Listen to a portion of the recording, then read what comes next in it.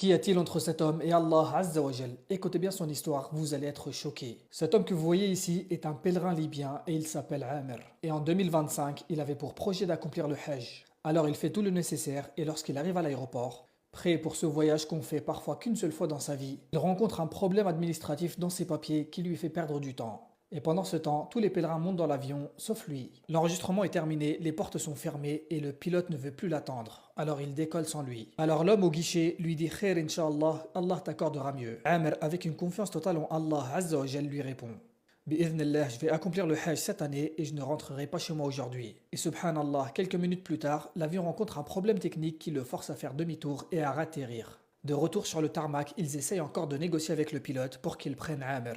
Et encore une fois, le pilote refuse en leur disant les réacteurs sont en train de tourner, les portes sont fermées, je ne peux plus le prendre. Il pensait que le choix était entre ses mains. L'avion redécolle une deuxième fois. Et une fois que l'avion décolle une deuxième fois, l'homme au guichet essaye de faire comprendre à Amr que ça y est. Il lui dit qu'Allah t'accorde mieux et essaye de lui faire comprendre qu'il doit rentrer chez lui. Mais Amr avait mis l'intention sincère d'accomplir le Hajj et avait toute confiance en Allah et lui a répondu Je t'ai déjà dit que je rentrerai pas chez moi et que j'allais accomplir le Hajj Inch'Allah. Et quelques minutes plus tard, encore une nouvelle panne technique qui arrive. L'avion est forcé à ratterrir une deuxième fois encore.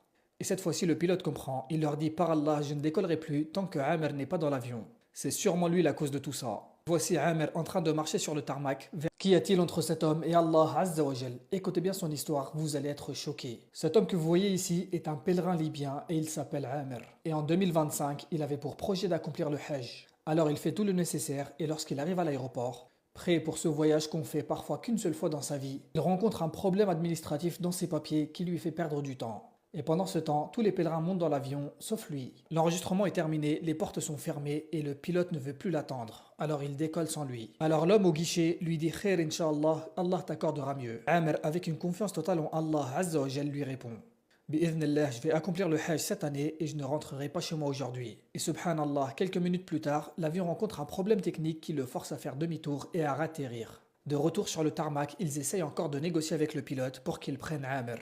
Et encore une fois, le pilote refuse en leur disant les réacteurs sont en train de tourner, les portes sont fermées, je ne peux plus le prendre. Il pensait que le choix était entre ses mains. L'avion redécolle une deuxième fois. Et une fois que l'avion décolle une deuxième fois, l'homme au guichet essaye de faire comprendre à Amr que ça y est. Il lui dit qu'Allah t'accorde mieux et essaye de lui faire comprendre qu'il doit rentrer chez lui. Mais Amr avait mis l'intention sincère d'accomplir le Hajj et avait toute confiance en Allah et lui a répondu Je t'ai déjà dit que je rentrerai pas chez moi et que j'allais accomplir le Hajj Inch'Allah. Et quelques minutes plus tard, encore une nouvelle panne technique qui arrive. L'avion est forcé à ratterrir une deuxième fois encore.